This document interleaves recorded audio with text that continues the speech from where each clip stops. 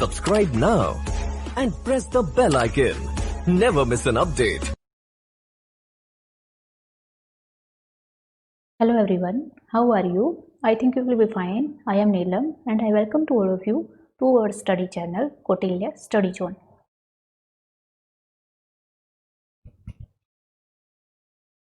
देखिए आज हम अपने फोर्थ चैप्टर का सेकंड पार्ट जो है वो स्टार्ट करने जा रहे हैं, जिसके अंदर फर्स्ट पार्ट के अंदर हमने जो मेजर जो हमारे इंडिया के अंदर जो मेजर क्रॉप जो है जो उगाई जाती हैं उनके बारे में देखा था। उनके अंदर जो कुछ क्रॉप्स जो है वो हमारी रह गई थी, जिसको हम इसके अंदर कवर करेंगे। इसके साथ साथ फर्स्ट पार्ट में हमने देखा था कि कितनी टाइप की जो है हमारी फार्मिंग होती है, इसके साथ साथ कौन कौन सी क्रॉपिंग पैटर्न है, रबी क्रॉप और जायद की फसलों के बारे में हमने देखा था। और अब हम जो है कुछ और क्रॉप्स के बारे में अब देखते हैं। तो देखिए फूड क्रॉप्स जो अदर देन ग्रेन्स, तो ग्रेन्स के अंदर हम कौन कौन सी फसलें हमने देखी थी। तो देखिए जो फर्स्ट पार्ट में हमने जो है राइस देखा था, और इसके साथ साथ वीट की जो क्रॉप है, और हमने जो है मिलेट्स देखे थे, और जो मैज था वो देखा था। तो अब हम जो है कुछ और ग्रेन्स के अलावा जो दूसरी फसलें हैं उनके बारे में देखेंगे। तो देखिए सबसे पहले हम बात करते हैं शुगर केन के बारे में। देखिए शुगर केन जो है वो काफ़ी इम्पोर्टेंट जो है हमारे इंडिया की काफ़ी इम्पोर्टेंट क्रॉप है, जो कि ट्रॉपिकल एरिया के अंदर भी उगाई जाती है और सब ट्रॉपिकल एरिया के अंदर भी। देखिए ट्रॉपिकल एरिया कौन सा है ये मैं आपको पहले भी लेक्चर्स में काफ़ी अच्छे से करवा चुकी हूँ। तो देखिए अगर ये 0 डिग्री इक्वेटर है तो आप देख सकते हैं कि यहाँ पर ट्रॉपिक ऑफ कैंसर है और ट्रॉपिक ऑफ कैप्रिकॉर्न, तो इनके बीच का जो एरिया है वो ट्रॉपिकल एरिया है। तो ये 23.5 डिग्री नॉर्थ और 23.5 डिग्री साउथ, इनके बीच का जो एरिया है वो क्या कहलाता है, वो ट्रॉपिकल एरिया कहलाता है। अब सब ट्रॉपिकल एरिया कौन सा है, देखिए जो ऊपर का जो टेम्परेट रीजन है, जो थोड़ा सा ठंडा प्रदेश होता है, ठंडा रीजन होता है, उसके बीच और जो ट्रॉपिक ऑफ कैंसर है, इसके बीच का जो एरिया होता है 30 से लेकर 35 डिग्री नॉर्थ और साउथ में, उस एरिया को हम सब ट्रॉपिकल एरिया बोलते हैं। तो ये जो मेजर क्रॉप है वो किसके अंदर उगाई जाती है, वो इस ट्रॉपिक एरिया के अंदर उगाई जाती है, और इसके साथ साथ सब ट्रॉपिकल एरिया के अंदर उगाई जाती है। इसको हम टेम्परेट एरिया के अंदर नहीं उगाते हैं। तो ये देखिए हमारा सब ट्रॉपिकल और ट्रॉपिकल एरिया के अंदर ये फसल उगती है। तो इंडिया के अंदर जो है ये दोनों रीजन के अंदर इस फसल को उगाया जा सकता है। इसके लिए देखिए काफ़ी हॉट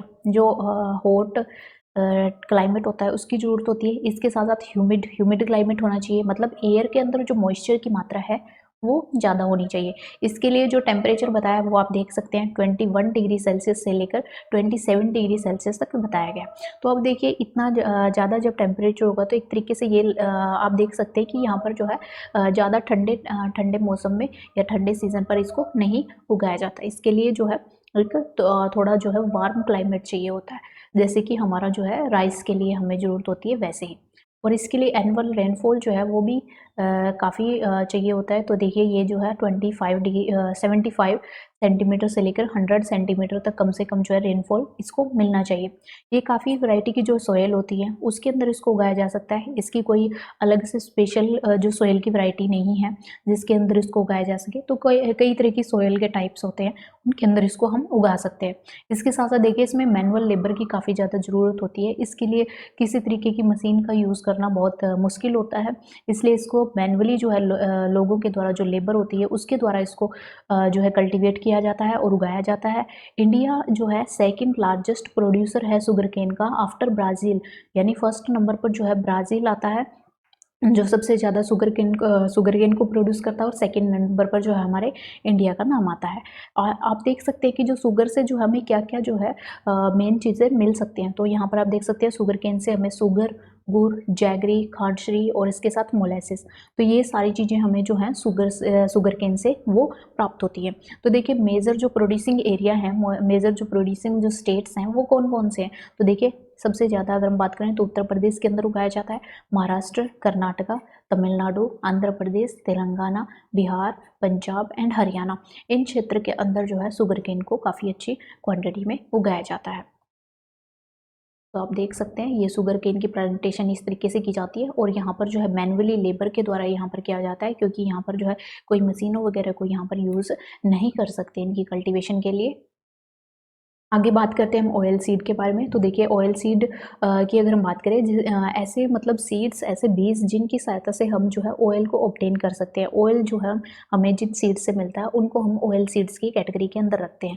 अगर हम बात करें इंडिया की, तो देखिए इंडिया जो है ग्राउंड नट मतलब जो मूंगफली होती है, मूंगफली ग्राउंड नट, उसकी प्रोडक्शन में इंडिया का चाइना के बाद सेकेंड नंबर पर प्लेस है। मतलब सबसे ज़्यादा मात्रा में चाइना के द्वारा उगाई जाती है और सेकंड नंबर पर इंडिया के द्वारा जो है ग्राउंडनट का उत्पादन किया जाता है। बात करें रेप सीड के बारे में, देखिए रेप सीड जो है एक सरसों जैसा, जो सरसों होती है हमारी उसके जैसा जो है एक थोड़े उससे मतलब थोड़े से बड़े साइज में जो है बीज होते हैं, ब्लैक ब्लैक से कलर में, थोड़ा सा डार्क जैसे चॉकलेट जैसा चॉकलेट कलर होता है और ब्लैक सा कलर होता है, उस टाइप के होते हैं।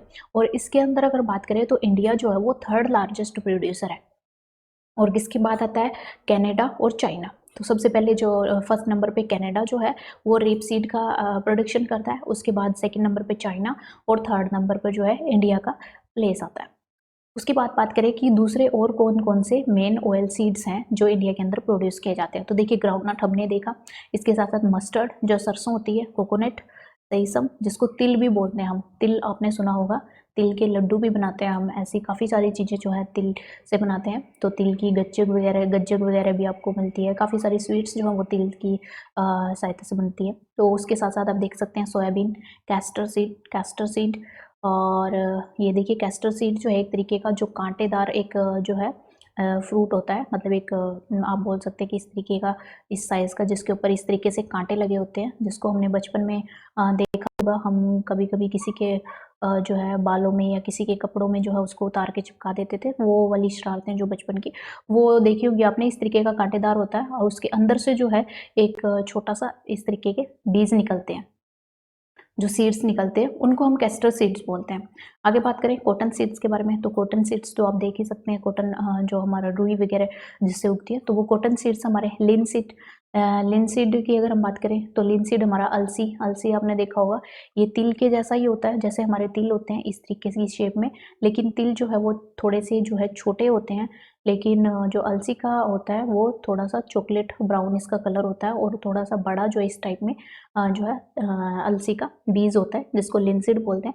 इसके साथ साथ जो है सनफ्लावर आप देख सकते हैं, तो सनफ्लावर का जो सीड होता है वो भी इसी तरीके का होता है साइज़ में, इस तरीके से, लेकिन वो काफ़ी बड़ा होता है, काफ़ी बड़ा बड़ा मात्रा में होता है। और इसके अंदर से अगर इसका छिलका उतारा जाए तो इसके अंदर से वाइट वाइट कलर के बीज जो हैं वो निकलते हैं। तो वो आप देख सकते हैं सनफ्लावर, जिसको सूरजमुखी भी बोलते हैं।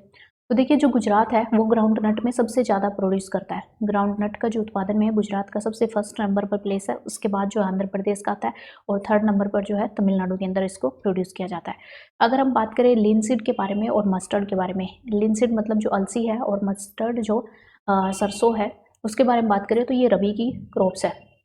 मतलब सर्दियों में इसको जिस टाइम पर वीट उगाते हैं उस टाइम पर इसको उगाया जाता है। उसके बाद बात करें सेसमम मतलब तिल की बात करें तो वो खरीफ क्रॉप है नदर्न इंडिया के अंदर, लेकिन अगर सदर्न इंडिया की बात करें तो वहाँ पर इसको रबी क्रॉप के रूप में उगाया जाता है। मतलब नॉर्थ इंडिया के अंदर इसको जो है चावल के साथ यानी राइस के साथ इसको उगाया जाता है, और अगर हम साउथ इंडिया के अंदर बात करें तो इसको रबी के टाइम पर यानी विंटर का जो टाइम होता है उस टाइम पर उगाया जाता है।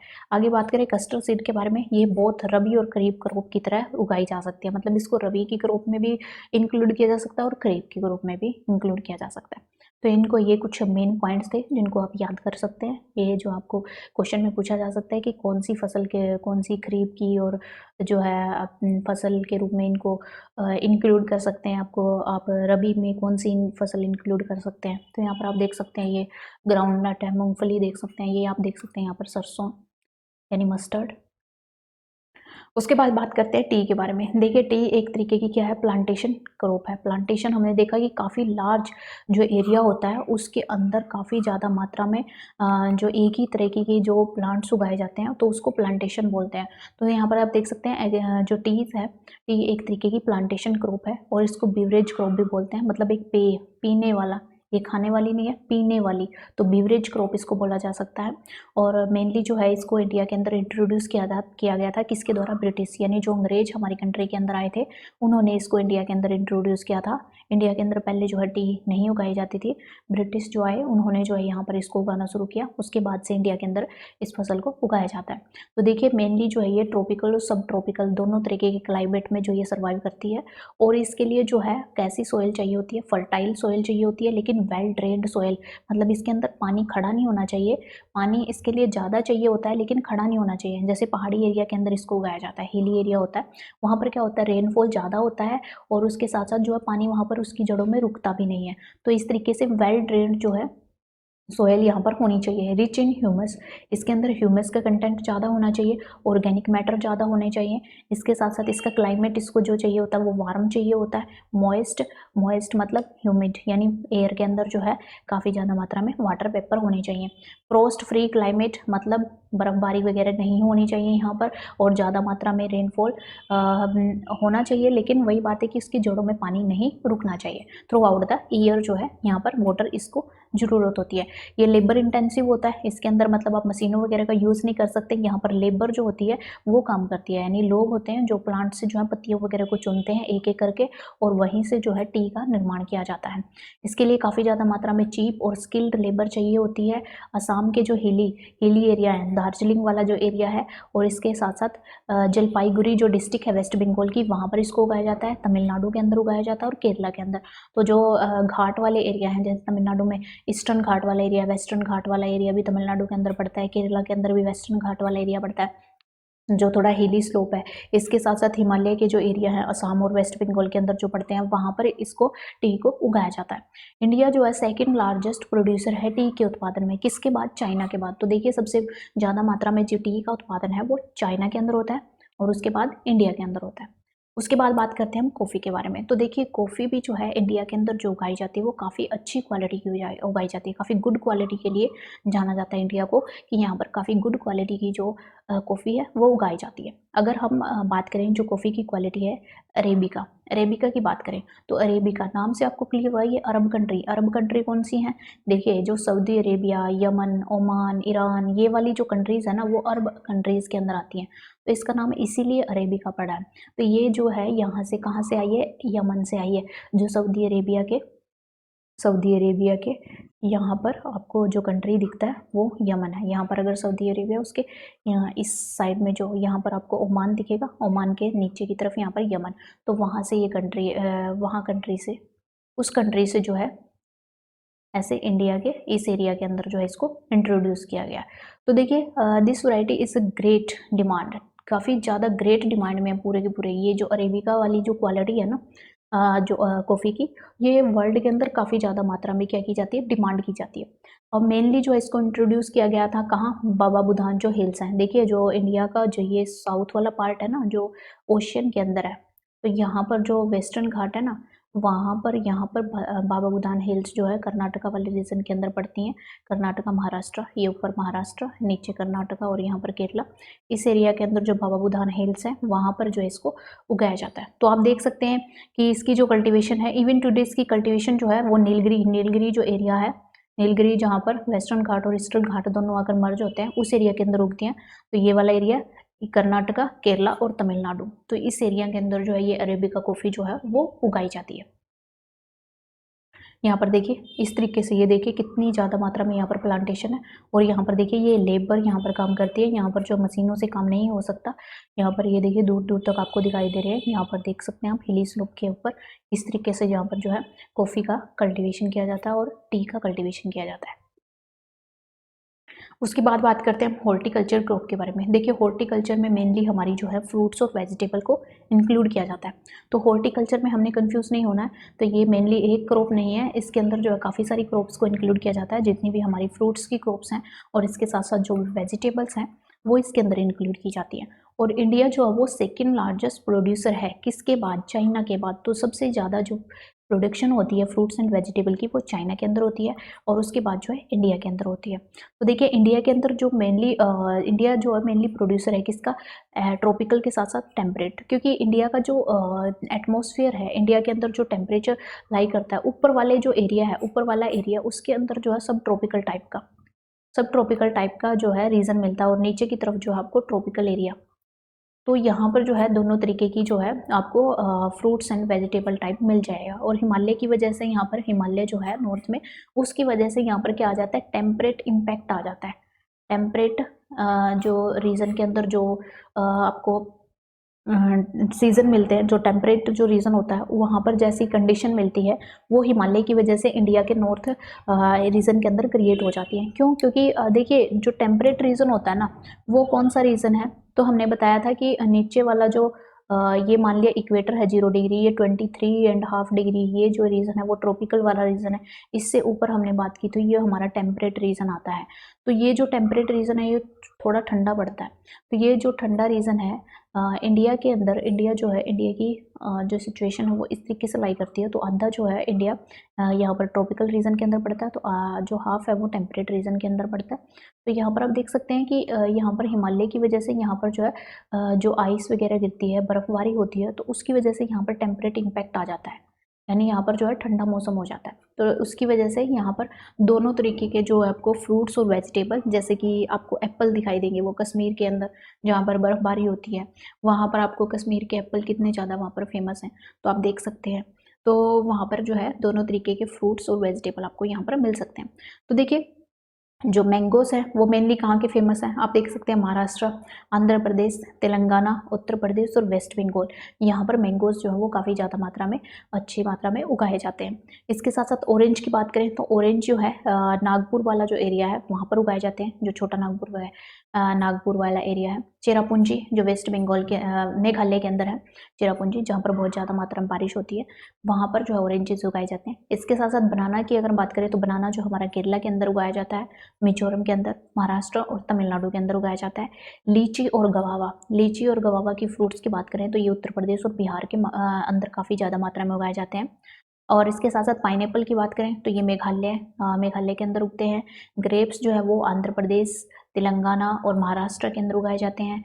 एप्पल्स, पियर्स और एप्रिकॉट, वालनट, देखिए एप्पल के बारे में अभी मैंने बात की थी।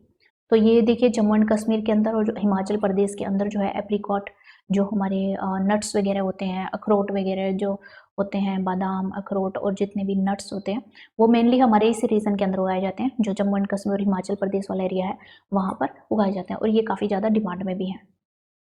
इसके साथ साथ कुछ और जो हम अगर वेजिटेबल्स की बात करें तो वो उगाई जाती हैं, तो आप देख सकते हैं peas, cauliflower, onion, cabbage, tomato, brinjal, potato, ये मोस्टली जो है हमारे मोस्टली पूरे ऑल ओवर इंडिया के अंदर जो है कहीं ना कहीं ये फसल की वेजिटेबल्स जो है वो उगाई जाती है। उसके बाद बात करते हैं तो देखिए अभी हमने जितनी बात करी वो हमारी फूड क्रॉप्स के बारे में थी, जिनको हम खा सकते हैं या चारे की तरह, जिनको फोडर की तरह जिनको यूज कर सकते हैं। लेकिन अगर अब हम बात करते हैं नॉन फूड क्रॉप्स के बारे में, यानी जिनको हम खाते नहीं है, बाकी चीज़ों के लिए या बाकी काम के लिए हम इनको यूज़ करते हैं। जैसे रबड़ की बात करें तो देखिए रबड़ होती है जो, ये मेनली इक्विटोरियल क्रॉप है। रबड़ जो मेनली हमारी इक्विटोरियल क्रॉप है। तो देखिए इक्विटोरियल मतलब जो 0 डिग्री इक्वेटर है हमारा, उसके आसपास के एरिया में जो है इसको उगाया जाता है। अंडर स्पेशल कंडीशन के अंदर इसको उगाया जाता है। ये जो है एक तरीके से सब ट्रॉपिकल और ट्रॉपिकल एरिया के अंदर भी उगती है। ट्रॉपिकल मैंने आपको बता दिया 23.5 डिग्री वाला एरिया, सब ट्रॉपिकल अप टू 30 और 35 डिग्री के बीच में, यहाँ से ये जो 23 डिग्री से ऊपर का 30 से लेकर 35 डिग्री के बीच का जो एरिया होता है उसको सब ट्रॉपिकल के अंदर काउंट करते हैं। तो देखिए इसके लिए जो है बहुत ज़्यादा मात्रा में रेनफॉल की ज़रूरत होती है और काफ़ी ज़्यादा मॉइस्ट और ह्यूमिड क्लाइमेट चाहिए होता है। ह्यूमिड मतलब नमी से भरा हुआ, मतलब काफ़ी ज़्यादा में वाटर वेपर जो है वो होने चाहिए। तो एयर के अंदर वाटर वेपर होने चाहिए, तो वो आप देख सकते हैं। तो 200 सेंटीमीटर से भी ज़्यादा यहाँ पर क्या होनी चाहिए, बारिश होनी चाहिए। टेम्परेचर जो है वो भी काफ़ी ज़्यादा चाहिए, क्योंकि इक्वेटोरियल रीजन के अंदर है, तो आपको पता है सन यहाँ पर डायरेक्टली जो है इस एरिया के अंदर, ट्रॉपिकल एरिया के अंदर और इक्वेटर एरिया के अंदर डायरेक्टली ओवरहेड करता है, जिसकी वजह से यहाँ पर टेम्परेचर ज़्यादा होता है। तो यहाँ पर 25 डिग्री से ज़्यादा ही यहाँ पर चाहिए टेम्परेचर।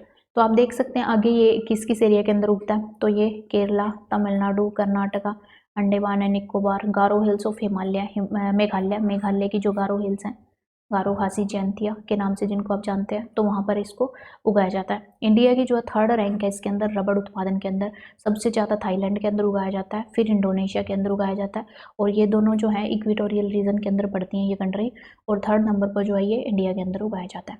उसके बाद बात करते हैं फाइबर क्रॉप्स के बारे में। देखिए फाइबर जो रेशे वाली जो क्रॉप्स होती है उनके बारे में बात करें तो इसमें हमारी मेनली आती है कॉटन, जूट, हेम्प। हेम्प क्या होता है, देखिए हेम्प को एज ए भांग बोलते हैं, भांग। देखिए जो मेनली एक तरीके से ड्रग के रूप में यूज़ की जाती है, दवाई के लिए भी इसको यूज़ किया जाता है, नशे के लिए भी इसको यूज़ किया जाता है। तो आप देख सकते हैं हेम्प भांग होती है जो। नेचुरल सिल्क, ये 4 मेन फाइबर क्रॉप्स होती हैं जो इंडिया के अंदर उगाई जाती है। पहले 3 की बात करें तो हमें ये एक तरीके से प्लांट से रिसीव होती हैं, जो प्लांट हम उगाते हैं क्रॉप्स क्या होती हैं, ये हमें किससे मिलती है, प्लांट से मिलती है ये क्रॉप्स। लेकिन जो 4th की अगर हम बात करें सिल्क, सिल्क जो हमें सिल्क वॉर्म जो रेशम का कीड़ा होता है उसके कोकून से मिलता है। ये जो है ग्रीन ग्रीन वेजिटेबल्स जो है, मुलबरी जो नाम का पेड़ होता है उसकी जो ग्रीन ग्रीन हरी हरी जो पत्तियां होता है उनके ऊपर सर्वाइव करता है, उनके ऊपर फीड करता है ये, उनको मतलब खाता है, और उसके द्वारा जो है फिर ये जो सिल्क होता है, सिल्क जो का रेशा जो होता है उसका निर्माण करता है। तो इस तरीके से जो सिल्क की जो इनका सिल्क वॉर्म यानी जो रेशम का कीड़ा होता है, जब उनकी रियरिंग की जाती है, मतलब उनका जो पालन किया जाता है और उनसे जो है सिल्क फाइबर यानी सिल्क के जो रेशे निकाले जाते हैं। तो आपने सुना होगा कि काफ़ी सारे सिल्क के कपड़े जो बनाए जाते हैं, सिल्क की साड़ियाँ आती हैं, सिल्क के काफ़ी सारे जो वस्त्र जो हैं वो आपको दिखाई देते हैं, मिलते हैं मार्केट के अंदर। तो वो इसी जो सिल्क नाम का जो एक सिल्क वॉर्म होता है, रेशम का कीड़ा होता है, उसी से मिलता है। तो इसको जो है इस तरीके की जब हम रियरिंग करते हैं, इस तरीके की जब फार्मिंग करते हैं तो इसको हम क्या बोलते हैं, सेरीकल्चर बोलते हैं। यानी रेशम का कीड़े का जो पालन होता है उसको हम क्या बोलते हैं, सेरीकल्चर बोलते हैं। आगे बात करते हैं कॉटन के बारे में। तो देखिए कॉटन जो है एक तरीके से इंडिया को जो है कॉटन का ओरिजिनल होम माना जाता है। मतलब सबसे पहले कॉटन जो है यहीं पर जो है ओरिजिनेट हुआ था, ये जो है बिलीव किया जाता है। इसका कोई एविडेंस नहीं है लेकिन बिलीव किया जाता है कि सबसे पहले जो है इंडिया के अंदर ही जो है कॉटन को क्या किया गया था, ओरिजिनेट किया गया था, प्रोड्यूस किया गया था। तो देखिए इंडिया के अंदर काफ़ी ज़्यादा जो है काफ़ी बड़ी मात्रा में कॉटन टेक्सटाइल इंडस्ट्री है। तो आपको पता है कि कॉटन की काफ़ी ज़्यादा मात्रा में जो कपड़े वगैरह है, टेक्सटाइल वगैरह है, वो तैयार किया जाता है। काफ़ी ज़्यादा यहाँ पर जो है इंडस्ट्रीज़ जो है वो एस्टेब्लिश की गई थी। और इंडिया को जो है क्या सेकंड लार्जेस्ट प्रोड्यूसर माना जाता है कॉटन का, किसके बाद, चाइना के बाद। तो आप देख सकते हैं कि यहाँ पर जो है आपके लिए इतना मुश्किल नहीं होगा, क्योंकि आपने देखा कि मोस्टली ज़्यादातर जितनी भी क्रॉप्स हैं उनके अंदर चाइना को फर्स्ट प्लेस मिला हुआ है। तो आप देख सकते हैं कि चाइना जो है वो काफ़ी ज़्यादा मात्रा में जो है प्रोडक्शन करता है, जो एग्रीकल्चर प्रोड्यूस होती है वो चाइना के अंदर काफ़ी ज़्यादा मात्रा में होती है। और सेकंड नंबर पर इंडिया आता है, कुछ क्रॉप्स को छोड़कर, उनका नाम आप याद रख सकते हैं जो क्रॉप्स हैं। तो देखिए ये मेनली कहाँ उगाई जाती है, dryer parts of black cotton soil. जो ब्लैक सॉइल होती है डेक्कन रीजन के अंदर, जो ब्लैक सॉइल मिलती है वहाँ पर जो है इसको उगाया जाता है। तो देखिए इसके लिए टेम्परेचर काफ़ी ज़्यादा मात्रा में चाहिए होता है, रेनफॉल ज़्यादा नहीं चाहिए, 2-10 फ्रोस्ट फ्री डेज जिसके लिए चाहिए होते हैं, और ब्राइट सनशाइन चाहिए होती है। मतलब साल में 210 दिन जो होते हैं ना, 210 जो डेज होते हैं उसके अंदर बारिश नहीं होनी चाहिए। अगर ज़्यादा बारिश होगी तो जो है कॉटन ख़राब हो जाएगी, और इसकी जड़ों में जो है पानी भी नहीं रुकना चाहिए। ये थोड़ी ड्रायर पार्ट में होती है, जो थोड़े ड्रायर पार्ट होते हैं ना डेक्कन रीजन के, डेक्कन प्लेट्यू के, तो उसके अंदर जो है ये उगाई जाती है, और इसके लिए काफ़ी अच्छी सनशाइन की ज़रूरत होती है। इसके साथ साथ जो है इसको मेच्योर होने में 6 to 8 मंथ लग जाते हैं, 6 से 8 महीने में ये तैयार हो जाती है। कौन से रीजन के अंदर उगती है, तो देखिए डेक्कन वाला रीजन, महाराष्ट्र, गुजरात, मध्य प्रदेश, कर्नाटका, आंध्र प्रदेश, इन सब के अंदर इसको उगाया जाता है। तेलंगाना, तमिलनाडु, पंजाब, हरियाणा के कुछ क्षेत्र, उत्तर प्रदेश, यहाँ पर भी इसको उगाया जाता है कॉटन को। उसके बाद देखिए बात करते हैं जूट के बारे में। तो देखिए जूट जो है इसको गोल्डन फाइबर का भी नाम दिया जाता है, सुनहरा रेशा बोलते हैं इसको, गोल्डन फाइबर। पूछा जा सकता है क्वेश्चन में, आप इसको याद कर सकते हैं कि गोल्डन फाइबर किसे नाम दिया जाता है। तो देखिए ये ग्रो वेल, ये काफ़ी ज़्यादा जो है किसके अंदर वेल अच्छे से ग्रो होता है, जो फर्टाइल सोयल होती है, सिर्फ उसी के अंदर जो है ये ग्रो होता है। तो देखिए जो फ्लड प्लेन्स होते हैं, जैसे जहाँ से रिवर फॉलो करती है, गंगा ब्रह्मपुत्र रिवर जहाँ से फॉलो करती है, दूसरी रिवर है गोदावरी कृष्णा कावेरी, ये जो रीजन है इनके अंदर जो है क्या होता है कि हर साल क्या होता है, लगातार जैसे ही रिवर फॉलो करती है तो अपने साथ जितने भी सेडिमेंट्स लेकर आती है, जितना भी रेत मिट्टी कंकड़ वगैरह लेकर आती है, वो बार बार उसके ऊपर डिपॉजिट करती जाती है। तो हर साल क्या होती है, यहाँ पर सोयल रिन्यू होती रहती है। तो हर एक साल यहाँ पर सोयल क्या हो जाती है, रिन्यू होती रहती है। तो इस उस सोयल के ऊपर जो है इसको जूट को उगाया जाता है। तो यहाँ पर जो इसको उगाने के लिए काफ़ी ज़्यादा मात्रा में हाई टेम्परेचर चाहिए होता है। जब इसकी ग्रोथ हो रही होती है तो उस टाइम पर काफ़ी ज़्यादा मात्रा में सनलाइट और हाई टेम्परेचर की जरूरत होती है। तो आप देख सकते हैं ये मेनली उगाया जाता है वेस्ट बंगाल के अंदर, यानी जहाँ से बहुत ज़्यादा रिवर जो है फॉलो करेंगी उन एरिया के अंदर ये होगा। तो आप देख सकते हैं वेस्ट बंगाल, बिहार, आसाम, उड़ीसा, मेघालय, इन रीजन के अंदर इसको मेनली उगाया जाता है। अब देखिए जूट से जो है क्या चीज़ें तैयार की जाती हैं, जो गनी बैग्स होते हैं, मैट्स चटाइयाँ होती हैं, रोप्स, यार्न, कारपेट होते हैं, जो अदर अदर आर्टिफैक्ट्स, जो काफ़ी सारी दूसरी चीज़ें होती हैं, जूट का सामान जो तैयार किया जाता है, वो सारी चीज़ें जो है इसके थ्रू तैयार की जाती है। तो आप देख सकते हैं ये कॉटन आप देख सकते हैं, ये कॉटन प्लांट है, जो ग्रीन प्लांट है, ये पकने के बाद आप देख सकते हैं। यहाँ पर आप जूट देख सकते हैं, ये जूट इसको सुखाने के बाद इस तरीके से जो है चेंज किया जा सकता है कि चेंज किया जाता है और फिर यहाँ से जो है बाकी की चीज़ें तैयार की जाती हैं। अब देखिए हम बात करते हैं टेक्नोलॉजिकल और इंस्टीट्यूशनल रिफॉर्म्स के बारे में। देखिए हमारी क्रॉप्स जो है वो मेनली जितनी भी क्रॉप्स हमारे इंडिया के अंदर उगाई जाती है मेन वो हम कंप्लीट कर चुके हैं। अब इंडिया के अंदर जो है हमारा जो क्रॉपिंग सीजन है या जो एग्रीकल्चर है, इसके अंदर जो है क्या क्या रिफॉर्म्स जो इंडिया के अंदर लाए गए हैं, चाहे वो टेक्नोलॉजिकली अगर बात करें, जैसे कि कोई मशीन वगैरह में जो चेंज वगैरह आया है, या फिर कोई और चीज़ जो चेंज की गई है, और इसके साथ साथ इंस्टीट्यूशन वगैरह जो एस्टेब्लिश की गई हैं। तो ऐसे कौन कौन से रिफॉर्म्स जो हैं वो किए गए हैं वो हम देखेंगे। तो हमें पता है कि एग्रीकल्चर जो है मेनली जो हमारी मोस्टली जो पॉपुलेशन है, यानी ज़्यादातर 2/3 पॉपुलेशन की अगर हम बात करें, 60% जो पॉपुलेशन है मेनली हमारी एग्रीकल्चर के ऊपर लाई करती है। तो आप देख सकते हैं कितना ज़्यादा इम्पोर्टेंट है एग्रीकल्चर हमारे लिए। तो इसके अंदर रिफॉर्म्स की काफ़ी ज़्यादा ज़रूरत थी, क्योंकि जब ब्रिटिश जो आए थे, जो अंग्रेज़ जो हमारे टाइम जो जिस टाइम पर अंग्रेज़ आए थे, उन्होंने क्या कर दिया था, जमींदारी सिस्टम की वजह से जो है कुछ एक लोगों के हाथ में, जो बड़े बड़े जमींदार होते थे उनके हाथ में पूरी की पूरी लैंड को उनके हाथ में दे दिया था। बाकी सारे लोग क्या थे, मजदूरों की तरह अपनी ही ज़मीन पर काम करते थे।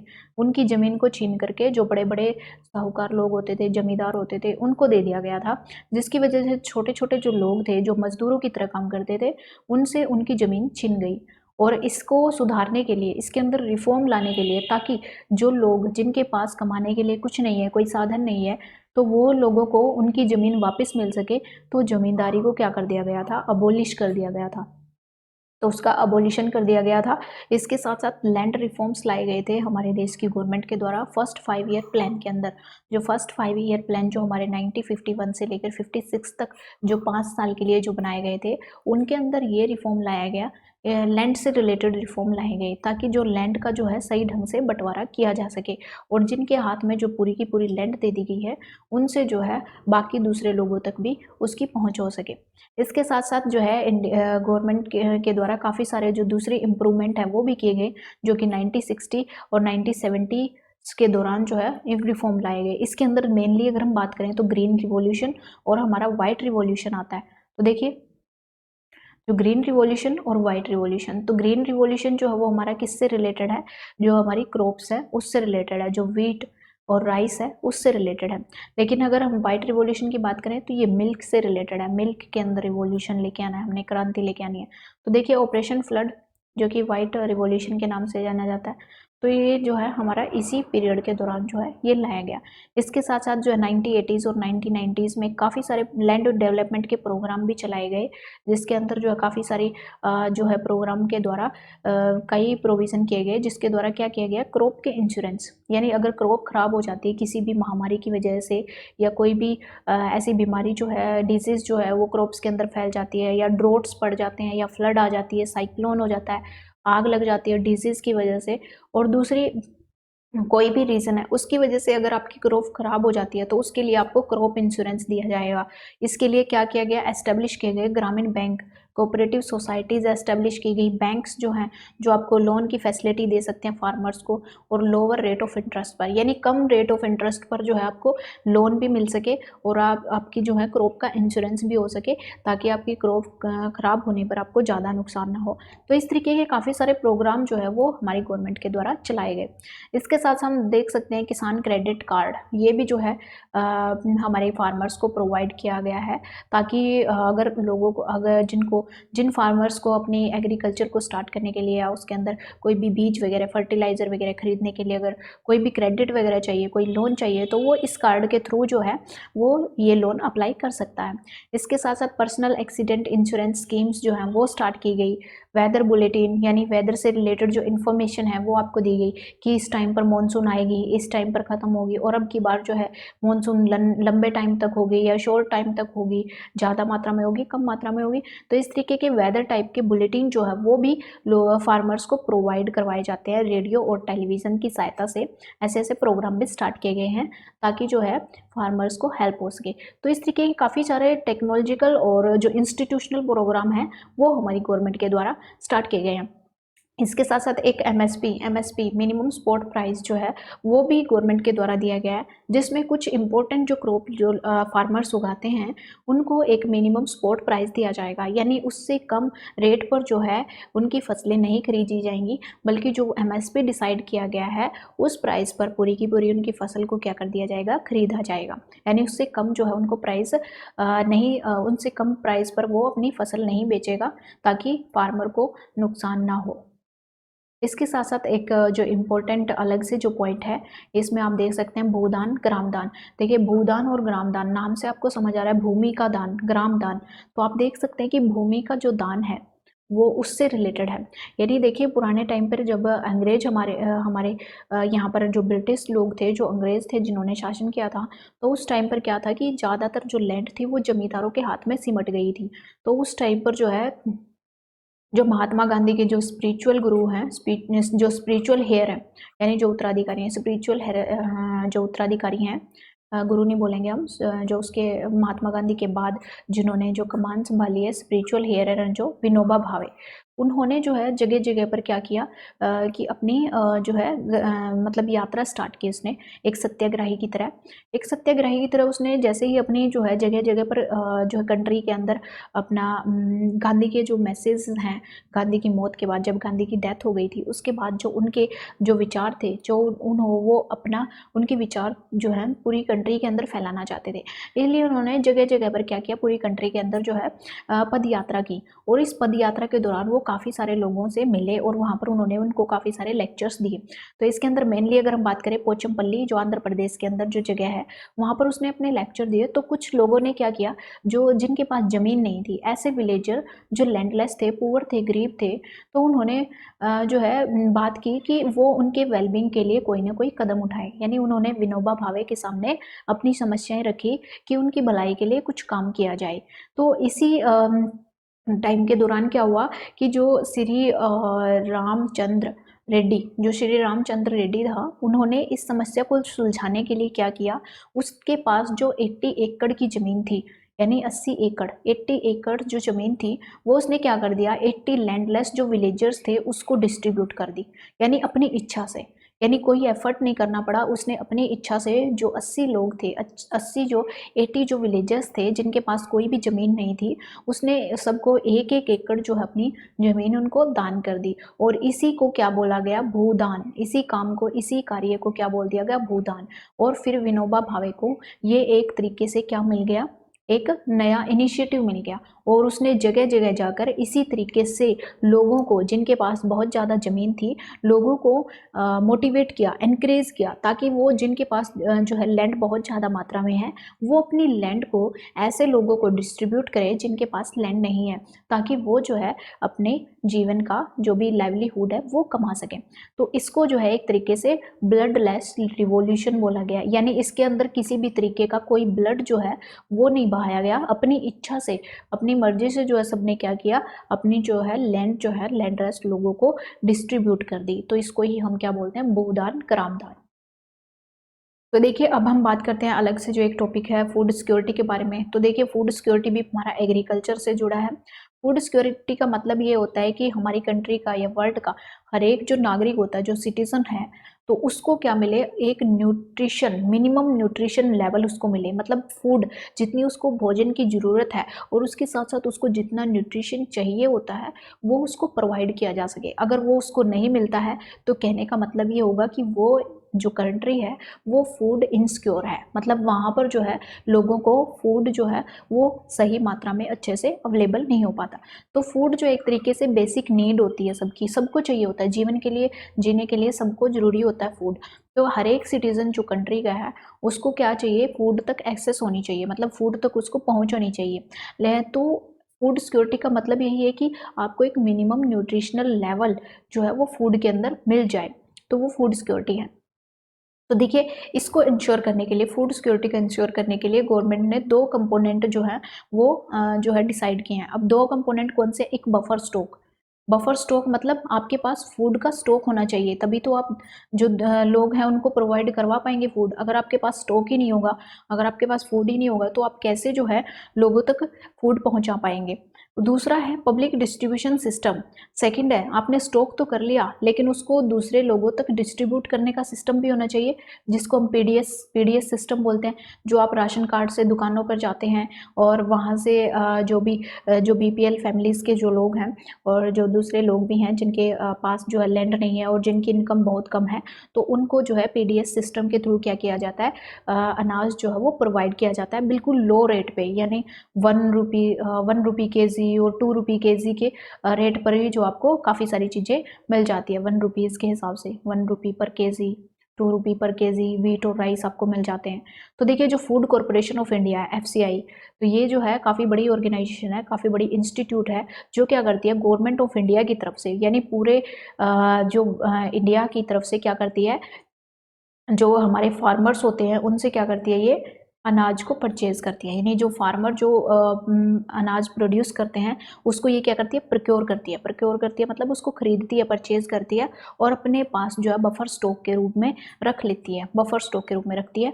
और उसके बाद यहीं से एफसीआई के द्वारा ही ये जो स्टॉक में रखा गया जो अनाज है उसको पीडीएस के द्वारा, यानी पब्लिक डिस्ट्रीब्यूशन सिस्टम के द्वारा, जो शॉप्स होती हैं, राशन शॉप्स होती हैं, तो वहाँ पर इसको पहुँचा दिया जाता है। और वहाँ से जो है राशन कार्ड की सहायता से जो बीपीएल, बिलो पॉवर्टी लाइन के जो पीपल हैं और जो अबोव पॉवर्टी लाइन जो पीपल हैं, उनके थ्रू जो है अलग अलग मात्रा में, अलग अलग क्वांटिटी उनके लिए डिसाइड कर दी जाती है। जो बिलो पॉवर्टी लाइन है उनको ज़्यादा सस्ते में और ज़्यादा क्वांटिटी प्रोवाइड की जाती है। और जो एपीएल में कुछ एक ऐसी फैमिली हैं जिनको लगता है कि इनकी इनकम ज़्यादा नहीं है और ये सिर्फ थोड़ा बहुत ही अपने लिए कमा पाती हैं, तो उनके लिए भी थोड़ा बहुत जो है इसके अंदर अरेंजमेंट कर दिया गया है कि वो भी जो है यहाँ से जो फूड को प्रोक्योर कर सकते हैं, वहाँ से फूड को परचेज कर सकते हैं पब्लिक डिस्ट्रीब्यूशन सिस्टम के सहायता से। जो हमारी शॉप्स होती हैं, राशन शॉप्स होती हैं, वहाँ से फूड को परचेज किया जा सकता है। तो देखिए, अब इम्पैक्ट क्या है एग्रीकल्चर के ऊपर ग्लोबलाइजेशन का। अब देखिए, ग्लोबलाइजेशन होता क्या है, देखिए ग्लोबलाइजेशन ये होता है कि जब काफ़ी सारी कंट्रीज़ आपस में एक दूसरे से ट्रेड करती हैं, तो एक तरीके से मतलब एक दूसरे को सेल परचेज करती हैं, तो उसका जो है ग्लोबलाइजेशन, उसको ही हम ग्लोबलाइजेशन बोलते हैं।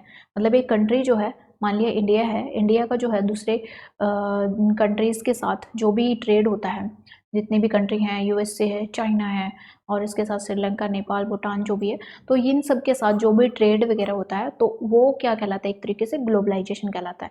तो देखिए, जो ग्लोबलाइजेशन है उसका एग्रीकल्चर के ऊपर क्या इम्पैक्ट पड़ता है। तो देखिए, ग्लोबलाइजेशन की वजह से ही जो यूरोपियन जो ट्रेडर हैं वो इंडिया के अंदर आए थे, 19वीं सेंचुरी के अंदर जो है इंडिया के अंदर आए। और उन्होंने क्या किया कि इंडिया के अंदर जो स्पाइसेस, जो मसाले वगैरह जो प्रोड्यूस होते थे, उनकी यूरोप के अंदर काफ़ी ज़्यादा डिमांड थी। यूरोप के अंदर वो काफ़ी ज़्यादा पसंद किए जाते थे, जो मसाले वगैरह हम यूज़ करते हैं, हल्दी, मिर्ची, काली मिर्च वगैरह और इस तरीके की इलायची, ये काफ़ी सारी चीज़ें जो है वहाँ पर टेस्ट के लिए इसको यूज़ किया जाता है और काफ़ी ज़्यादा पसंद की जाती थी। इसके साथ साथ अगर हम बात करें कि जो कॉटन है, कॉटन जो इंडिया के अंदर काफ़ी ज़्यादा मात्रा में प्रोड्यूस किया जाता था, वो भी ब्रिटिश के अंदर यानी इंग्लैंड के अंदर उसको भेजा जाता था। इसलिए क्योंकि वहाँ पर बहुत ज़्यादा इंडस्ट्रीज़ होती थी, वहाँ पर काफ़ी ज़्यादा इन्होंने अपनी इंडस्ट्री लगा रखी थी, तो ये क्या करते थे, यहाँ से कच्ची कच्चा जो रॉ मटेरियल था, यानी रॉ मटेरियल जो होता था कॉटन का, उसको ब्रिटेन ले जाया जाता था और वहाँ से जो टेक्सटाइल इंडस्ट्री थी वहाँ पर जो है कपड़ा वगैरह तैयार करके उसको फिर इंडिया के अंदर बेचा जाता था। तो इस तरीके से ही ये क्या मिला है, ये क्या है, ग्लोबलाइजेशन, इसको ही ग्लोबलाइजेशन बोलते हैं। तो देखिए जो कॉटन टेक्सटाइल इंडस्ट्री है कहाँ पर, मैनचेस्टर और लिवरपूल, ये कहाँ पर है, ये इंग्लैंड के अंदर है। तो वहाँ पर जो है ये काफ़ी ज़्यादा फेमस हो गए थे, पूरा टेक्सटाइल का हब बन चुके थे। यहाँ पर जो है काफ़ी ज़्यादा मात्रा में जो है कॉटन का जो रॉ मटेरियल है वो यहाँ पर भेजा जाता था और वहाँ से काफ़ी ज़्यादा मात्रा में गुड क्वालिटी का जो कॉटन था वो भेजकर वहाँ से क्या किया जाता था, टेक्सटाइल जो है प्रोड्यूस करके वापस इंडिया के अंदर उसको सेल किया जाता था, कपड़े सेल किए जाते थे और रॉ मटेरियल इंडिया से जाता था। देखिए जो चंपारण मूवमेंट है जो कि गांधी के द्वारा लेड की गई थी 1917 के अंदर बिहार के अंदर जो हुई थी, तो वहाँ पर क्या था कि जो फार्मर्स होते थे, जो फार्मर थे, उनको मजबूर किया गया था, किस लिए, इंडिगो उगाने के लिए। जो इंडिगो था एक नीले ब्लू कलर का जो है एक मतलब एक आप बोल सकते हैं कि एक पदार्थ है जिसको यूज़ किया जाता था डाई के लिए मतलब कपड़ों को रंगने के लिए जिसको यूज़ किया जाता था, वो जो है इनके द्वारा ज़बरदस्ती किससे उगाया जाता था, फार्मर से उगाया जाता था। क्योंकि आपको पता है कि टेक्सटाइल की इतनी ज़्यादा इंडस्ट्री जो है यहाँ पर इंग्लैंड के अंदर एस्टेब्लिश हो चुकी थी और इसलिए जो है उस कपड़े को रंगने के लिए जो है इंडिगो उगाना भी बहुत ज़्यादा ज़रूरी था और यहाँ पर इनको काफ़ी ज़्यादा प्रॉफिट होता था इससे। तो लेकिन इंडिगो उगाने की वजह से क्या होता था कि इन लोगों को यहाँ पर खाने के लिए कुछ नहीं मिल पाता था, खाने के लिए बहुत शॉर्टेज हो जाती थी, यहाँ पर फूड नहीं मिल पाता था इनको। तो इस वजह से इन लोगों ने क्या किया कि यहाँ पर मूवमेंट चलाई, यहाँ पर गांधी जी से रिक्वेस्ट की और इसके अगेंस्ट जो है इन्होंने मूवमेंट चलाई कि ये जो है हम इंडिगो यहाँ पर नहीं उगाएंगे, हमें यहाँ पर जो अपने खाने के लिए जो फूड है वो उगाना है। तो इसलिए इसको जो है रोकने के लिए एफर्ट किए गए, तो उसको ही हम चंपारण मूवमेंट का नाम देते हैं। तो इसके साथ साथ देखिए दूसरे और भी काफ़ी ज़्यादा चीज़ें जो है यहाँ पर प्रोड्यूस की जाती थी, rice, cotton, rubber, T, coffee, jute, spices, ये सारे के सारे काफ़ी सारे प्रोडक्ट थे जिनको जो है दूसरी कंट्रीज़ के अंदर क्या किया जाता था, एक्सपोर्ट किया जाता था। इसके साथ साथ अगर हम बात करें तो जो ग्लोबलाइजेशन का इम्पैक्ट जो है वो देखें तो ये देखिए ग्लोबलाइजेशन का इम्पैक्ट एक जीन रिवोल्यूशन भी है। जीन रिवोल्यूशन मतलब जेनेटिकली जो मॉडिफाइड जो हमारी क्रॉप्स है उनके बारे में बात करते हैं। जैसे कि जैसे हमने बात की बीटी कॉटन के बारे में, देखिए जो हमारी सिंपल जो कॉटन हम पहले उगाते थे उसके ऊपर जो है एक जो एक जो कीड़ा है जिसको हम पिंक वॉर्म भी बोलते हैं, पिंक ब्लू वॉर्म जिसके नाम से जानते हैं, तो वो क्या करता था, उस पूरी फसल को खराब कर देता था। इसलिए जो है उसके अंदर कुछ जेनेटिकली मॉडिफिकेशन करके जेनेटिक इंजीनियरिंग की सहायता से उसको क्या कर दिया गया, उसको जो है ऐसा बीज तैयार किया गया जिसका जो है इस वॉर्म, इस पिंक वॉर्म का जो है इसके ऊपर कोई इफेक्ट ना पड़े, यानी इस जो कॉटन की जो फसल होगी उसको वो इफेक्ट ना कर पाए, और इसको नाम दे दिया गया बीटी कॉटन। तो ये जो है एक तरीके से जेनेटिकली मॉडिफाइड जो है एक तरीके से क्रॉप है। इसी तरीके से बीटी ब्रिंजल भी है और काफ़ी सारी क्रॉप्स भी हैं, लेकिन इंडिया के अंदर अभी सिर्फ यही इसको ही लीगली वैलिड किया गया, बाकी किसी और क्रॉप्स को अभी लीगली वैलिड नहीं किया गया है क्योंकि इनके कुछ हार्मफुल इम्पैक्ट भी हो सकते हैं। तो इसलिए जो है इंडिया के अंदर सिर्फ अभी बीटी कॉटन ही लीगली रूप से वैलिड है, बाकी जो बीटी ब्रिंजल वगैरह और दूसरी जो क्रॉप्स है उनको अलाउ नहीं किया गया। तो देखिए इनके अंदर जो है काफ़ी ज़्यादा हाई वैल्यू जो क्रॉप्स है वो इनके अंदर उगाई जाती है, जो जेनेटिक इंजीनियरिंग की तरह से इनके अंदर काफ़ी सारी मॉडिफिकेशन कर दी जाती है, काफ़ी सारी डाइवर्सिफिकेशन की जाती है, जिससे जो है हाई वैल्यू क्रॉप्स जो है वो उगाई जा सकती हैं, यानी इससे जो है काफ़ी हाई वैल्यू जो है वो मिल सकती है, और इससे जो है आपकी क्या होगी, इनकम इंक्रीज होगी और एनवायरनमेंट के ऊपर थोड़ा बैड इफेक्ट कम होगा। इसके साथ साथ अगर हम बात करें कि जैसे कि हमारे फ्रूट्स हैं, मेडिसिनल हर्ब्स हैं, और इसके साथ साथ फ्लावर, वेजिटेबल और बायो डीजल क्रॉप्स जो है, जैसे कि डीजल क्रॉप्स जैसे जेट्रोफा और जोजोबा, इनको जो है इन दोनों फसलों को किस लिए यूज़ किया जाता है, बायोडीजल बनाने के लिए यूज़ किया जाता है।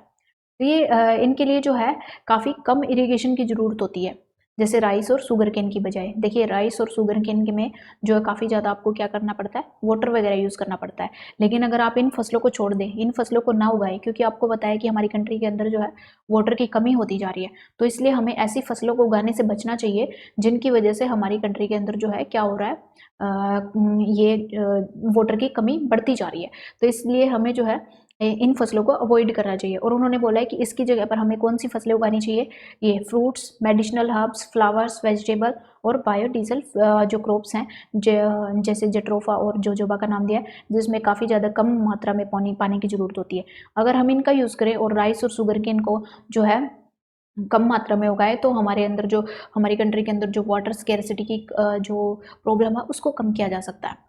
तो देखिए इस तरीके के ऐसे करने से क्या होगा कि आप जो है अपनी कंट्री के अंदर इन प्लांट ये जो प्लांट्स अभी हमने बात की, ये जो क्रॉप्स हैं, अगर इनको आप उगाएंगे तो यहाँ पर इनका प्रोडक्शन बढ़ेगा, तो आप इनको क्या कर सकते हैं, दूसरी कंट्री में इनको एक्सपोर्ट कर सकते हैं। और ये जो फसलें हैं जैसे राइस और शुगर केन, इनको आप इम्पोर्ट कर सकते हैं, क्योंकि ये आपको जो है आपको इतनी ज़्यादा कॉस्टली नहीं पड़ेंगी जितना कि आपको वाटर की डेफिशिएंसी होने की वजह से जो नुकसान झेलना पड़ेगा वो आपको ज़्यादा कॉस्टली हो जाएगा। तो इसलिए जो है इस तरीके का पैटर्न अगर अपनाया जाए तो वो एक तरीके से हाई वैल्यू क्रॉप्स हो जाएंगे। इनको ही हम हाई वैल्यू क्रॉप्स का नाम देते हैं। और ये हाई वैल्यू क्रॉप्स जो है मेनली किसके अंदर, देखिए अभी मेनली किसके अंदर उगाई जाती हैं, जैसे इटली, इजराइल और चिली, इनके अंदर उगाई जाती हैं। ये क्या करती हैं कंट्री, ये एक्सपोर्ट करती हैं फार्म प्रोडक्ट्स जैसे फ्रूट्स, ओलिव्स, स्पेशली सीड्स और वाइन्स, ये क्या करती हैं, इनको एक्सपोर्ट करती हैं। और इंपोर्ट करती हैं सीरियल्स, मतलब जो खाने के जो राइस, व्हीट वगैरह है उनको इंपोर्ट कर लेती हैं।